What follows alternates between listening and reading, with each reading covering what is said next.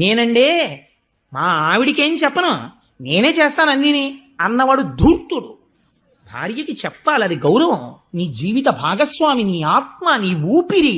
తెలిసి తెలియని వాళ్ళు మగవాడు ఏదో గొప్పవాడైపోయాడు, ఆరతి తక్కువైపోయింది అంటారు, కానీ ధర్మశాస్త్రాలు ఎక్కడ అలా మాట్లాడలేదు. ఎక్కడ మాట్లాడినా భార్యకి పెద్దపీట వేసి మాట్లాడాయి. ఆయన ఎవరికి చెప్పాడో తెలుసా అండి? వీళ్ళందరూ వచ్చి ఆయన అడిగితే, సరే అబ్బాయి నేను ఆలోచిస్తాను, మరి అది కొంచెం వేడిగా ఉంటుందా, తాగితే ఏమైనా ప్రమాదం వస్తే మీరు ఏమైనా చేసి పెడతారా, అప్పుడు ఇంద్రుడికి అశ్వమేధ యాగం చేసినట్టు మళ్ళీ నాకు ఏమైనా చేస్తారా, మీతో పాటు అశ్విని దేవతలు వచ్చారా, గబుక్కుని ఇమీడియట్ సర్జన్ ఉన్నాడా, ఇవన్నీ ఆయన ఏం అడగలేదు. ఆయన ఎవరితో మాట్లాడో తెలుసండి? పార్వతీదేవి దగ్గరికి వెళ్ళి వెడితే అమ్మవారు చిరునవ్వులు చిందిస్తూ తాంబూలం వేసుకుని కూర్చుంటుంది.